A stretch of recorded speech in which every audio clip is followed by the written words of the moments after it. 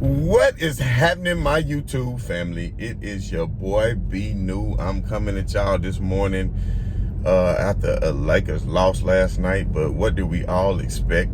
I mean, did we expect the Lakers were going to win against the number 2 seeded Phoenix Suns without LeBron James and, of course, without Anthony Davis, who's been battling injury for quite some time?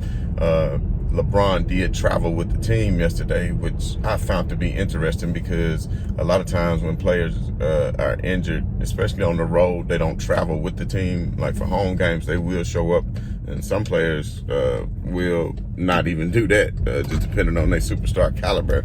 But a player like LeBron James, of course, wants to be around his teammates, wants to be there for his team, wants to help the coaching staff, wants to look at different schemes. And that's one thing I give Anthony Davis. He's been traveling with the team during his injury all this time too. So that's what makes the Los Angeles Lakers a team, more of a family than a team, because a lot of teams don't have both the on-court and the off-court chemistry that they need to have to build continuity with the team in order to be successful. Because a lot of times, even in your own work environment, not saying that you have to be friends with people at work, because you most certainly do not, but a lot of times if you do build up a good personal relationship with those teammates that you do work with on a daily basis, then you will find yourself being a lot more successful because you can get along with one another. And that's one thing about the Lakers. So LeBron debuted those Air Maxes. That's not the way we want to see them debut, especially with the other boot on the other foot.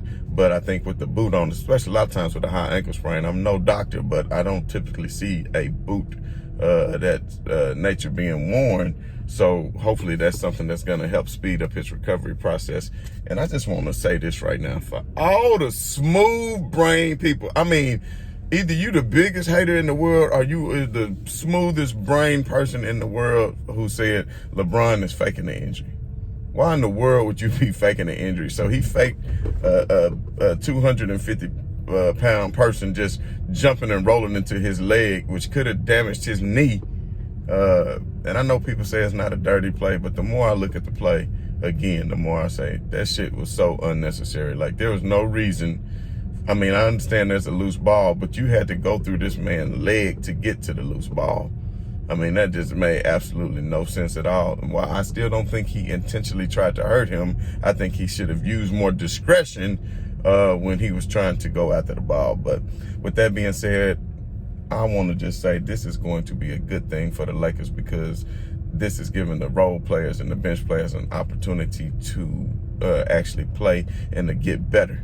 But one thing, I don't know if everybody noticed yesterday, Damon Jones, his other 10-day contract has run out and he did not get re-signed. So I know a lot of people are upset. A lot of people are saying, well, they should have cut Marc Gasol. And that's just not how it works. Marc Gasol is under contract. And unless you're going to buy him out of his contract, NBA money is guaranteed.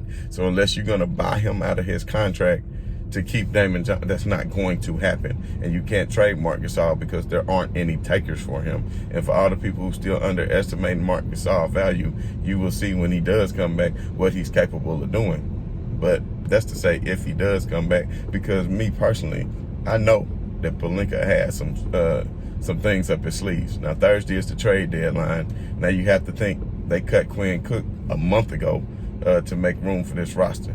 Now Jones has been let go as well. So now you're talking about 2 open roster spots for the Lakers to potentially fill. So I know they're going to be eyeballing Drummond or LaMarcus Aldridge or Hassan Whiteside, somebody to shore up that front court. But also what could be very, very interesting right now is a trade that's been in the trade rumors that a lot of people don't know about or hadn't talked about, is just a straight up trade for KCP for JJ Redick from the Pelicans.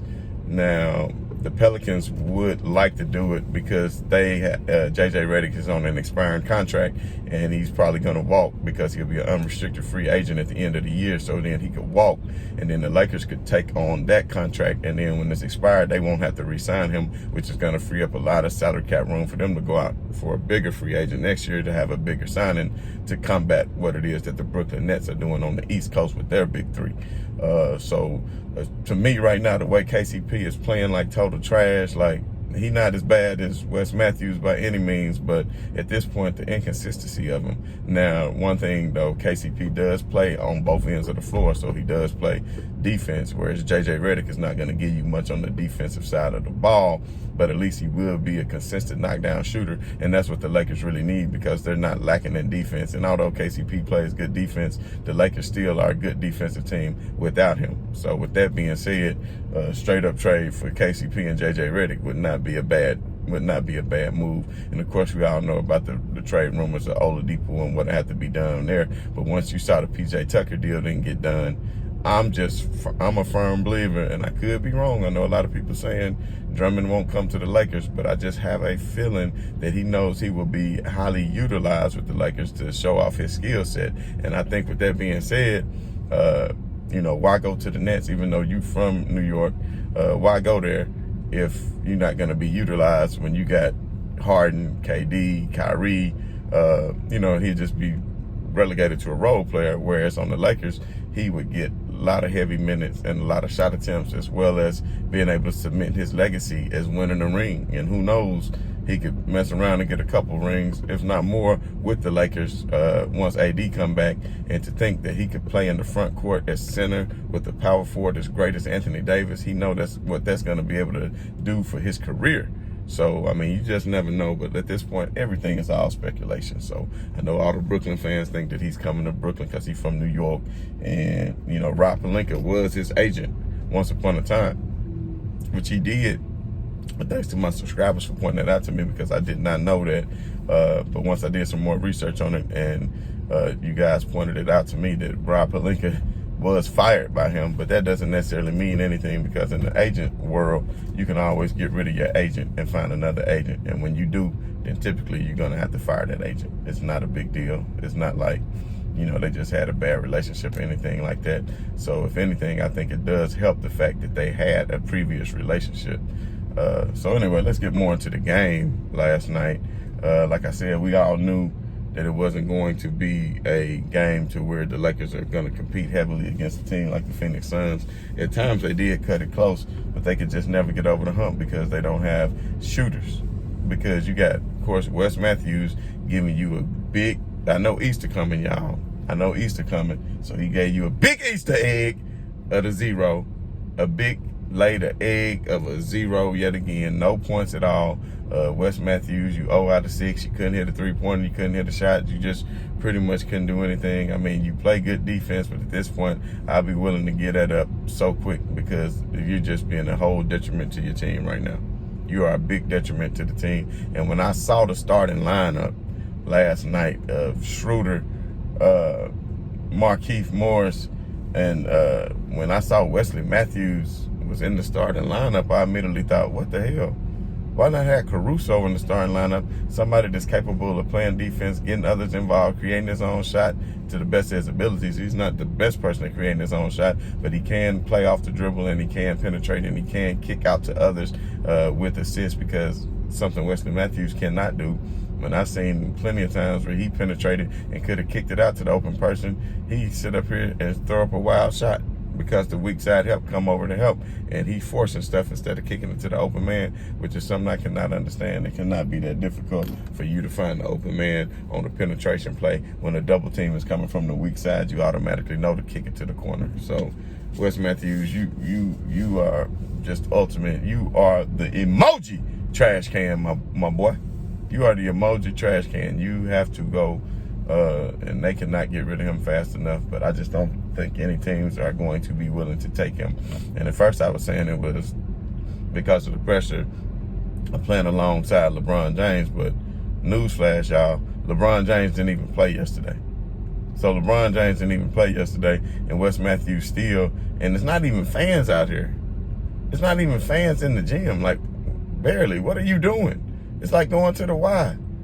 I mean, are you like, what's that one player that played for Dallas, man? It's slipping my mind. He was a great point guard. And then one day he just woke up and decided he was going to be boo-boo. He just woke up one day and decided he was going to be boo-boo.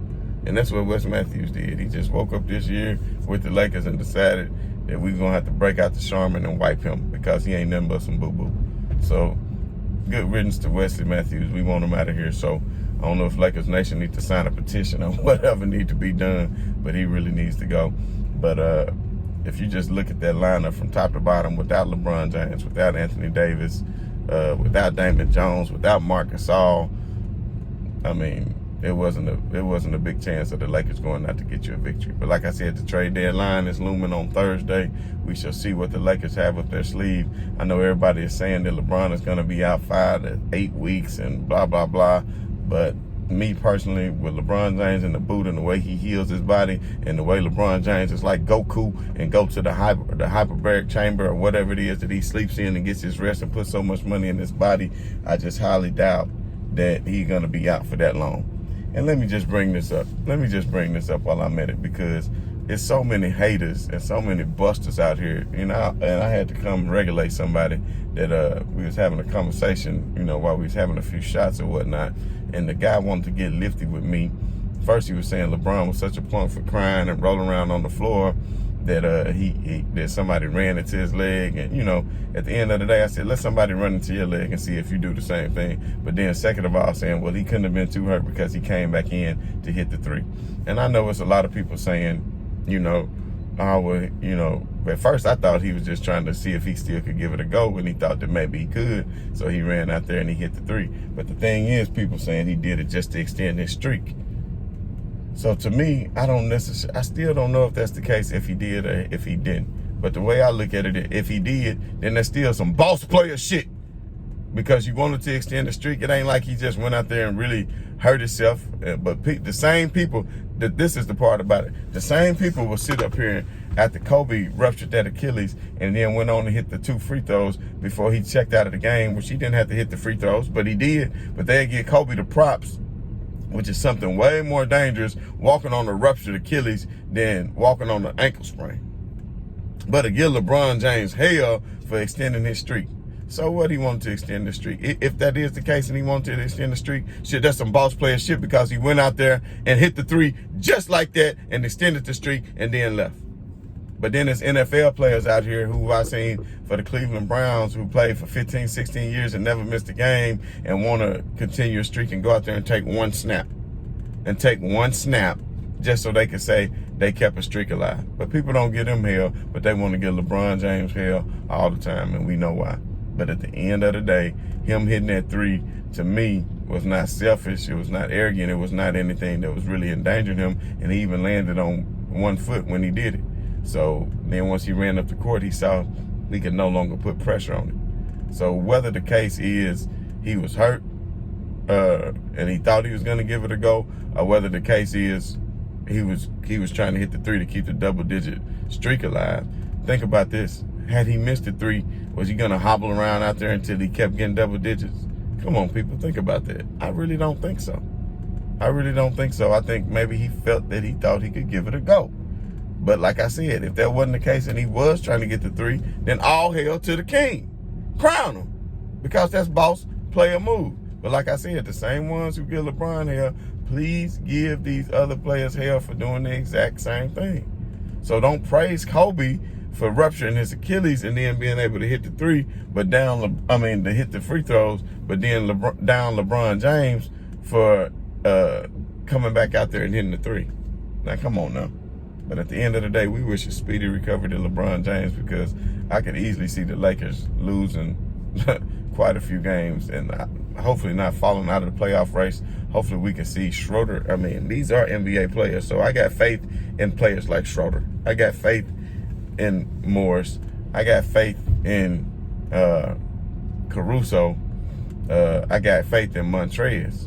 And I know Montrez, why was he coming off the bench last night when we didn't even have Damon Jones starting? So I'm just still trying to figure out the mentality of the coach, because I think the Lakers are capable of winning some games, maybe not against the higher tier opponents while LeBron and AD out, but they need to make sure they win a couple of games, and so LeBron can get back healthy.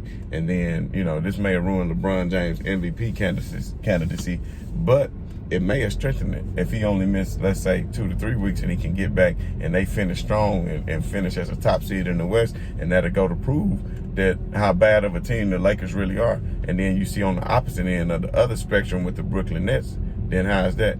KD missed all this time, but yet when you still have players to the magnitude of a James Harden and a Kyrie Irving, that's the damn difference. That's the difference. You got superstars on the team. LeBron James go out, then what happened? And no knock against AD, but have you seen the Lakers record with AD with no LeBron? I'm not saying AD couldn't carry a team, but he's not that type player to carry a team. And we saw what he did those 7 years down in New Orleans. We saw what he did, but everybody wanted to say, oh, LeBron got the greatest help. Listen, LeBron and AD, they complement each other well. AD didn't have a player to the caliber of LeBron, and I'm not knocking AD, because when he got Boogie Cousins, you saw what they did. They was able to get into the playoffs and was also able to advance. So I'm not knocking them by any means, but what I'm saying is this needs to be a time for the Lakers to get better. This needs to be a time for them to pull together, and let's just see what Pelinka has up his sleeves come Thursday, come the trade deadline, because I just think that the Lakers are going to make a move, and that's going to give them a shot in the arm just to give them exactly what they need until LeBron James can get back. And I hope they don't go rushing AD back. And I would imagine LeBron may be back even before AD, but we shall soon see. So at the end of the day, I'm just gonna say, right on to the real. Much love to the haters, all the people that's celebrating that LeBron got hurt, man. Y'all some clowns. Nobody ever celebrated the fact that KD got hurt. Nobody ever celebrated that fact. And the difference between those injuries is KD get hurt all the time, and these other players, they get hurt non-contact injuries because they're not taking care of their body, whereas LeBron James get hurt off fluke injuries. And that's the big difference, because LeBron James is a great champion. But anyway, like I said, I'm going to keep kicking this knowledge and saying, right on to the real, and much love to the haters. I'm out.